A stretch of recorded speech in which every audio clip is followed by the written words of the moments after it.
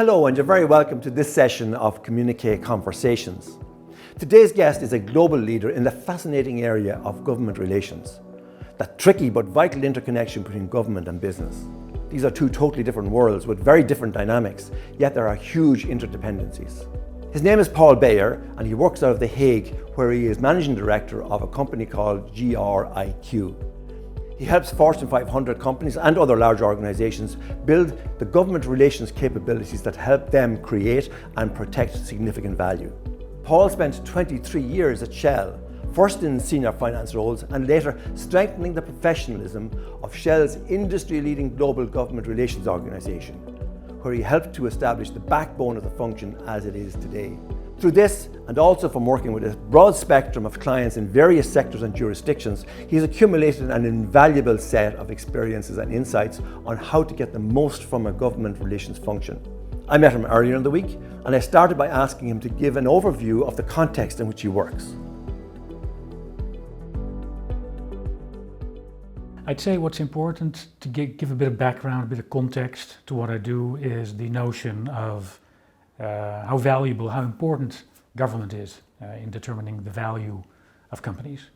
So obviously customers determine most of the value of corporations, but the government is the stakeholder out there that is coming in second as being extremely influential over what the company is actually worth. When you put that together with the fact that CEOs worry for years about, in the top 5 concerns that they have, there's for years been geopolitical uncertainty and overregulation, also referring to the behavior of governments. It becomes clear it's an extremely important stakeholder to manage well, and if you then look at what studies show about the quality of the engagement with government, you see studies say that only in 7% of the cases are CEOs convinced that there is frequent alignment between the interests of government and the interests of their companies. You also see from studies that CEOs and government relations leaders indicate that of all the processes to engage with external stakeholders, the one that is in place to engage with government is the weakest of all of them. So you can really see that, not just because I'm interested in this topic, but that other studies show it's an area where there's room for improvement. Okay, so you're describing this obviously as government relations. So when you look at government relations as a function, right? So could you define that for us and what it actually does? Yeah, so I always say it's the corporate diplomatic corps. So they are the representatives, the ambassadors of the corporation vis-a-vis the government. That's really what they do. And it means that they have a translation role. They need to translate the interests of business to government and the other way around. So government relations officials will put their ears on the ground, understand what the regulatory developments are, where the political climate is heading, and whether or not that's advantageous to the corporation, and bring that information back into the company so that the company can tweak and adjust their strategy to take note of what's going to happen in the environment, or is likely to happen in the environment, or have influence on what's happening in the regulatory environment. So that's where you see the government relations role not just be the listener and the translator, but the influencer and the advocate. But given that, why is it such a low priority for CEOs? Well, it's a good question. I think CEOs find it sometimes challenging to explain what they expect from the government relations organization. It's challenging for them. They know what to expect from people in IT. There's usually large teams that deal with cyber threats and making the systems operate that run your business. They know how to deal with HR, because they realize that talent is everything, and they know how to recruit, promote, and judge the staff that they hire. And there's lots of those people as well. So you've got a big HR department. Finance, obviously, a traditional group of people of which you have large numbers that they know how to handle and they know what to expect of them. But the government relations outfit is populated by people with very different skill sets from those CEOs themselves. CEOs usually have a background in engineering, if we talk about industry. And then they become CEO later in life after they've figured out some technical skill and do that really well. But what government relations staff do is relate, influence, advocate, strategize, build relationships and networks, communicate. And those are, I wouldn't say soft skills, but different skills than what CEOs expect to see around them. So they sometimes struggle with explaining what they expect from them. So given your experience of working with government relations functions, what are the main challenges that they're facing now? Well, part of it has to do with the other side of this CEO challenge, which means for government relations leaders getting a seat at the table, being allowed to bring what they can to the table and influence strategy. It usually requires some sort of crisis, like the pandemic, right? So government relations leaders really stepped up and got more airtime from boards, not just CEOs, but boards in general, how to deal with this unpredictable situation and all the rules and limitations that government suddenly created and had to create to protect public health. So that is a challenge for the government relations folks vis-a-vis their clients, their internal clients, so to speak. But what is also a challenge is just their operation, the day-to-day work. So what happens outside that's relevant for them to understand, it happens faster. There's more political fragmentation, usually, except for those countries where we have a dictator. But if I focus on democracies, there's therefore more voices to listen to. They get more amplified by social media, special interest groups. So there's an enormous amount of information overload that the government relations folks have to deal with. That's a real challenge for them. And then there's something, when you are imagine you're in that situation, that you got to fight for your seat at the table. It's hard for you to identify from all the stuff you get across your desk what is really important for those internal clients to know. Then you're confronted with this notion of, well, how do I improve the capability of my entire team, my organization, to deal with these challenges? And if they then look around them for help, they find IT people that they would ask questions to about, let's say, stakeholder management systems, who know nothing about that. These IT people know how to keep all the finance systems in the air, because that's much more important.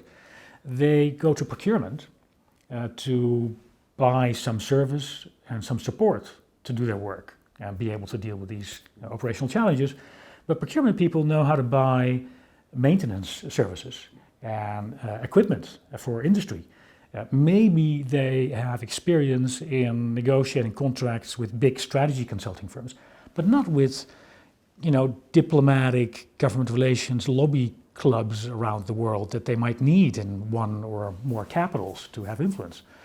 And so what you see is that these government relations folks who really want to step up and improve the way they operate, they don't have a lot of help from within their company. And how are they coping with that? Well, if they can't find someone to help them with that, they'll do what's right in front of them, what's urgent, like anyone would, right? You're going to focus, you focus on the urgent stuff first, and probably at the expense of the important stuff, but you got to keep that hamster wheel running. So it's really difficult for them to get out of that dilemma, so to speak. And in your interaction with them, how do you help them? So what I do is offer a moment to step back, and it's quite simple. It's a matter of identifying where precisely, in which processes do you experience the challenge. Not just you as a government relations leader, but versus what the business wants you to do. That's really important to always keep in mind. When I make an assessment of where the pain points are, I look at how is it today and how should it be, and I involve the business in that. So that's step number one. Once you identify where those gaps are, like for example the processes or the systems that we talked about earlier, you create a roadmap and you plot on that roadmap how you get from good to great, what the big steps are, and they could relate to systems, but they could relate to many other things. Competency building of your team, They could relate to the way you do your planning and you measure results. We might get into that later. But you build that roadmap, and then step number 3 is to help clients make those projects happen, to get them from good to great. But that's pretty much like any department or any function within an organization and how to make it the most efficient that it can be. Is there anything in particular around government relations functions that's different, say, for instance, to the marketing function or the finance function or anything else? There really is, because when you look at the way finance, IT, HR, communications, government relations, and the way they operate, the processes that they use, it's not very structured. You can't automate it very easily. You know, when you're an accountant, you have certain booking processes, and they're always the same. When you get the invoice, you book them, and you can automate all that stuff. That's much more difficult when you do government relations. So to be able to make sense of a gap analysis like that, or produce one in the first place, you need someone who knows what questions to ask. Okay, so what are those questions? Well, I've got 100 of them. Okay, well that's good. So we're not going to go through all of them, but there's let's look at those areas that are probably the priority ones to probe. Yeah, well, the key thing I always do in terms of probing or get started with such an assessment is I go to the senior business leaders and I say to them, considering what you want to achieve with your business, what is it that you need more of from your government relations outfit to achieve that or increase the chances of achieving that? And conversely, what is it you need more of to reduce the risks of not achieving those business objectives? It's a long question, but you can break it up in pieces. And usually from a conversation like that, I get everything I need to identify, is in this organization the seniority the issue in government relations, or is it the number of staff, or are we not represented in some locations whereas we are in others, or are we hiring too many outsiders versus having our own staff? Those themes come out from those conversations. Okay, can you give us a typical example of maybe an organization that you've worked with, where you've gone in, seen an issue, and you actually worked your way through it? Well, there was one client who knew that they needed my help because they didn't really have a government relations outfit. They were basically relationships handled by the business and business leaders. And what business leaders sometimes do, obviously not always, but sometimes do, is they call the government when they have a problem. But there's no credit in the bank. The government isn't there to solve your troubles when you need them, no matter how big you are, no matter how many tax dollars you pay, no matter how many people you employ. You might be an important company, but calling a government leader out of the blue to ask for help or for a regulation to be stopped without having a relationship, without sharing information about the industry with the government so they can make better decisions. If you don't invest in the relationship, it's very unlikely that you're going to get a hearing when there's a problem. And CEOs or business leaders, they need to run a business. That's their objective. And so it's almost always an afterthought when they realize, we got a problem. Let's call the government. And, and in this particular company where you went, and they didn't have a function. They had some sort of a loose arrangement. What did you do to get them up and functioning? Well, first show what it meant that they didn't have this function in the first place. Because you got to create the storyline to convince people to invest in a function like that. It's not obvious. So a list of all the values that were put at risk by the behavior I just described, which was not on purpose or bad. It was just they didn't have the expertise. And taking the expertise, then what's the typical profile of a really good operator in government relations? People that are extremely well connected, so they know how to create and maintain relationships and networks. They are people who are extremely good at communicating. And I mean 2 ways, listening carefully and advocating in a persuasive way the position that they bring to the table. And the third thing is that they have a very strategic mindset. So they do not get bogged down in one line of argumentation when they want to achieve a certain objective. They'll have various ways in which they'll try to get to their goal with government, and if they can't, they'll make propositions to the company to adjust their strategy. So creative mind and strategic mindset. Because the natural inclination can be to go towards ex-politicians, former civil servants, Yeah. or PR people. Yeah. Is that necessarily the best route to go? Well, you need people with that type of profile if you're entering into a country where you're completely unfamiliar and you don't have a business. And sometimes you need first a relationship with government before you can actually build a business. In a situation like that, perfect solution. There's plenty of people who offer their services for situations like that. But if you ask me what would be a good average profile in a company that has a government relations outfit that runs and contributes day after day, it's probably a mix of people from the business who really understand the drivers of value of a refiner, of a chemical company, of a mining company, because ex-diplomats perhaps don't understand that so well. In combination with those well-networked ex-government officials, you see the two work together quite well. Okay, so that's what you do when you're working with people, your clients. You said earlier that technology is not part of this, but can technology be part of the solution as well in terms of automating some parts of that, of the approach?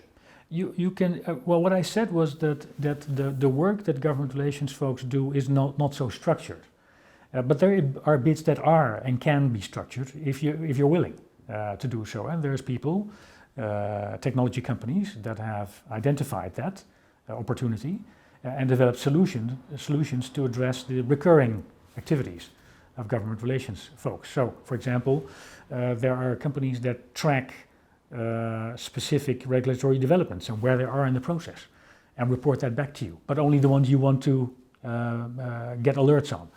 There are companies that allow you to map your stakeholders in a very visual way, so you can identify the decision maker at the center of the web, and okay, who do I know around that individual to create a plan, a strategy to get to that decision maker with the right arguments and advocacy strategies.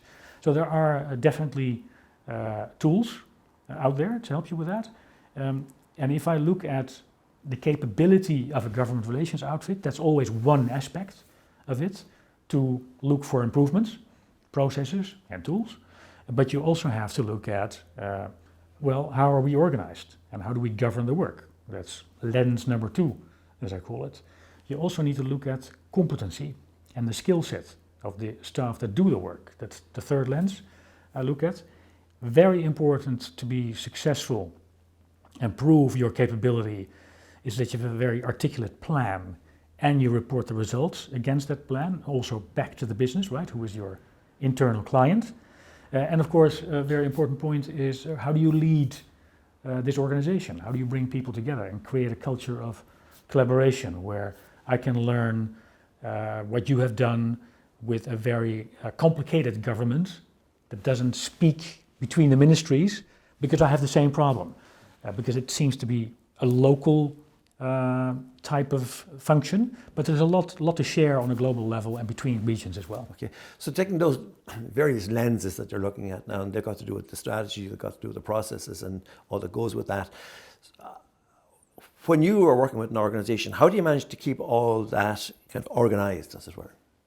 Well, by recommending per bucket what needs to be done, essentially, and convincing that those lenses are actually, they are the 5 pillars for any organization. It doesn't matter whether you are trying to improve the value add of HR or procurement or your strategy department or your research and development team.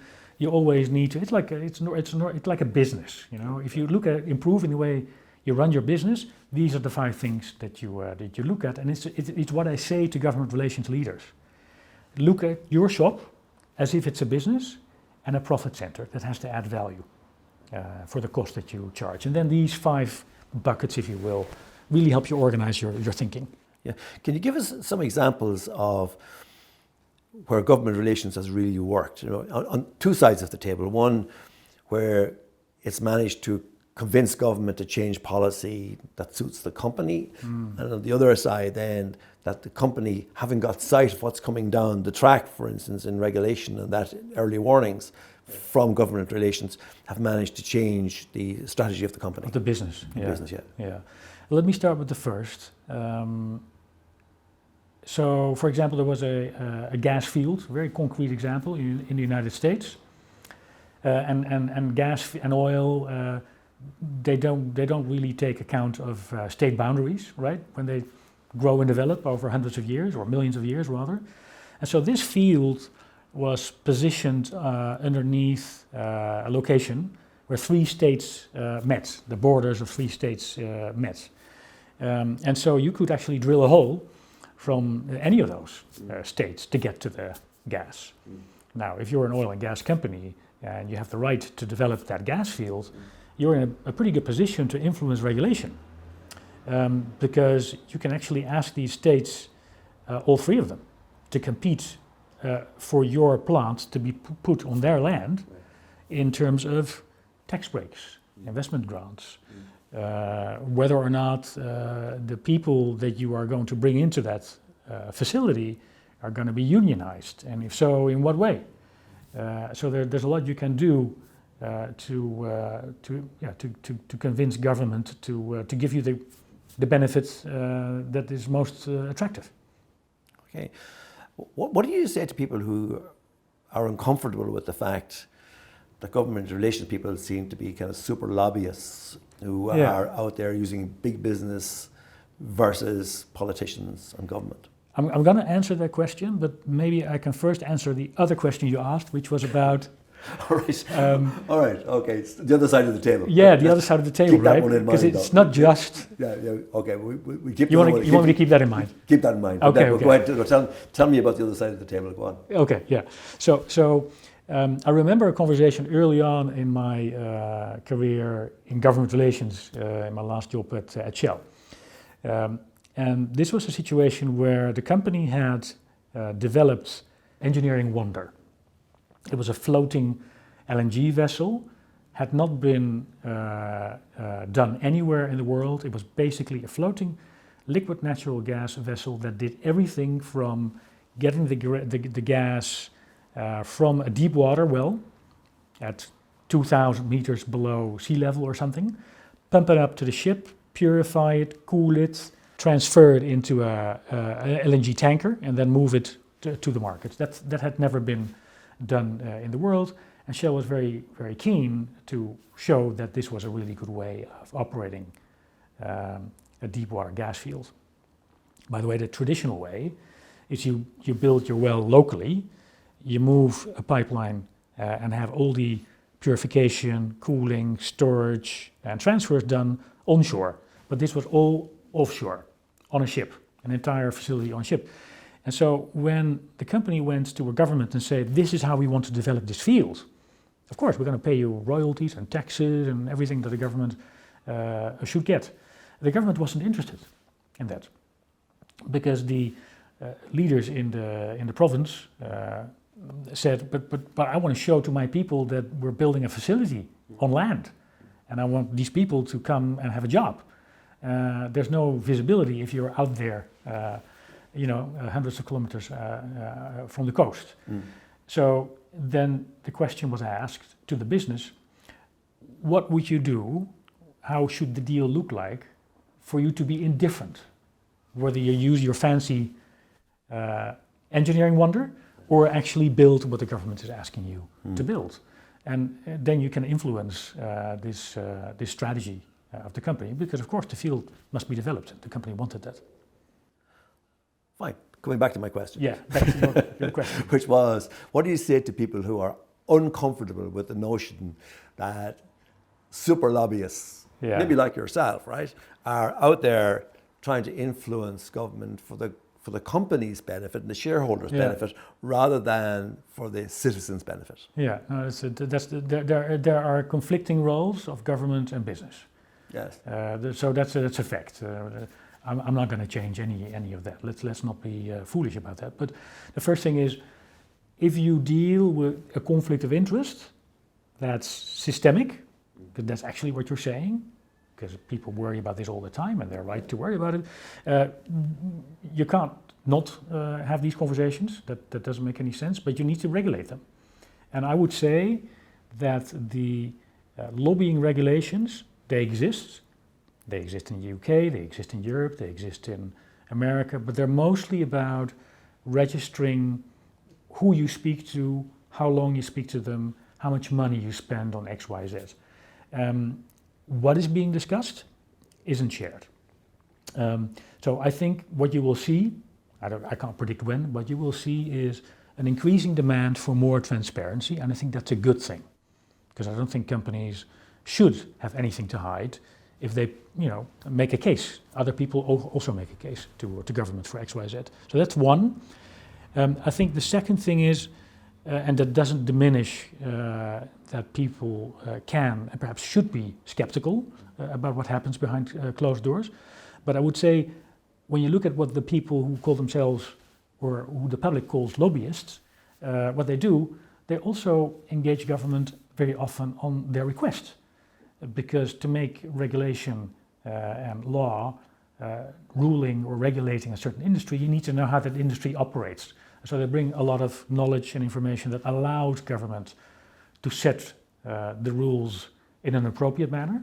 And of course, as we just mentioned, the people who operate in these roles spend an inordinate amount of time also influencing their colleagues in the business. From a regulatory point of view, obviously regulations are different in different countries. Mm-hmm. But is there a kind of a common framework or maybe a generic framework that applies no matter where you are? Well, what most companies do when they look at the regulatory framework in all countries in which they operate, they determine the standards that should apply globally. Otherwise, it becomes very difficult to audit your processes and draw global conclusions, right?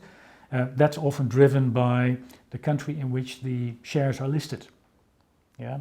So for companies that have their listing in the UK, in America, or the Netherlands, anti-bribery and corruption regulation is more relevant in their global standards than for companies who either don't have a listing and operate from the Middle East, for example. So different companies have different standards. So when you are in government relations, you tend to speak a lot to your peers in other companies because you share the same industry association, for example, where together you exert influence on government. Well, antitrust, anti-competitive rules are extremely important to observe when you share information with your peers. So there's exposure to government relations people when they operate in those environments, which means you need to train them to stay on the right side of the law. Government relations folks also deal a lot with personal information from government leaders. They record that information, they process that information so that the company can decide on who to influence, how to influence that individual, what advocacy strategy to apply to a certain political party. Privacy law is applicable to everything you're writing down about those government stakeholders. That's number two. Number three, obviously, is your engagement with the government officials themselves, which are regulated by anti-bribery and corruption rules. So you need to register when you buy a cup of coffee for someone and don't go beyond a certain value in your engagement with those people. So those are very important considerations. It means that of all the people, perhaps except for the CEO and the board, that work in a large corporate, the group that needs to be most often trained, retrained, and obtain their certificates is the government relations outfit. to manage these risks. When you look at the less advantaged countries or less developed countries, right, there is a narrative that says that the larger companies have got a greater sway than perhaps that they should have in those countries because the regulation is not as sophisticated as it would be in the more developed countries. Have you seen that in your experience, or is it just a matter of that there needs to be a good collaboration between government and business because they do operate, government needs business to be successful and business needs government to coexist with them? Well, there's plenty of stories that corroborate what you just said in the news, right? So that doesn't require me to comment on anything specific, other than saying that I think companies are increasingly aware that they have one reputation, and that whereas perhaps 10 or 15 years ago you could contain a reputational issue in a particular jurisdiction, these days. If you violate the law of the land in Africa, you can be charged in another country, like in the Netherlands or in the UK. It's also, of course, true that separating the shareholder from civil society, from the customer, from the investor, which is, of course, a very silo mentality, and this is how many companies were thinking of dealing with all these stakeholders as separate stakeholders. You yourself, you invest in stock and you buy products and you vote and perhaps you are politically active. So one person does all of those things. And so in the way companies approach their stakeholders, I think they're increasingly seeing that they need to do that in an integrated manner. Okay. Getting back to the government affairs or government relations function, the governance of that obviously is an important matter. So, and obviously that's something that you advise people on. So talk to us a bit about the governance and how you see that and how you see the standard of governance being kept at the level that it should be. Yeah. Well, for that, so let's first establish that government is still primarily a local affair. Right. Yeah, a nation has their borders and a government to regulate within those boundaries. That's a local affair. But business isn't, or not anymore. So business leaders, they run from headquarters a complete business across the globe. And many companies have at their board level divisions with all a global responsibility.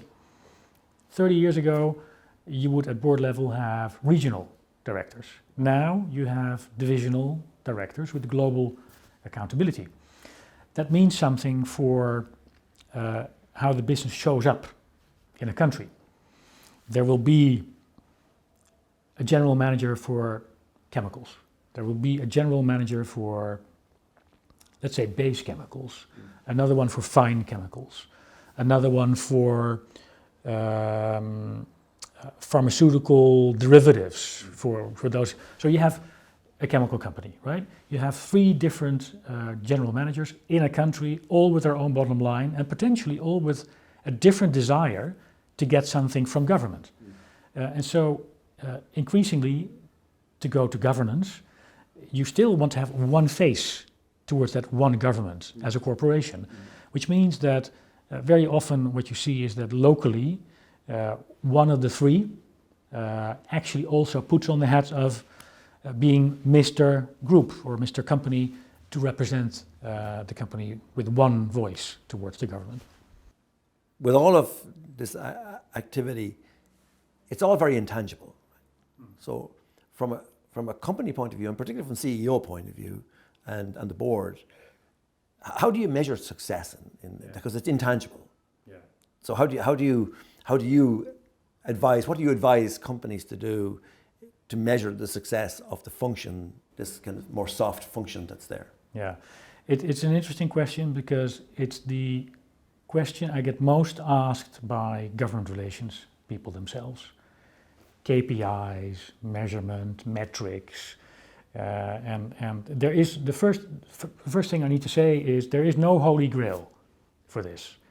And the second is you shouldn't try to become too precise in creating metrics for the government relations function.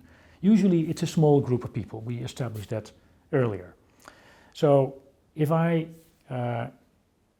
go and advise on this in a GR outfit, there's usually between 20 and 100 people that we're talking about, that have this desire to report their results. And so what I say to them is, well, first, try to identify and translate your objectives into a dollar number. What is it that you're doing that will add value to the business? And how much value is that? If you cannot, because it's sometimes very difficult, I need to bring the CEO and the president together 4 times a year. I don't know what that's worth. Or I'm trying to get the Mexican government to adjust 4 clauses in their constitution so that an international oil company can actually bid on concessions again, which was forbidden for a very long time. How do you put a number on that? Sometimes it's difficult, but then you take that other objective and create that into something, turn that into something measurable. Yeah, because it has to be seen in terms of return on investment, really, hasn't it? Yeah. And the investment in, 80, 100 people, it's a big investment. Yeah. So you're saying the way to tangibilize that is to put a dollar figure on whatever you can, is it? Yeah, correct. And the way it's sometimes very difficult for people to believe that that's possible. I remember.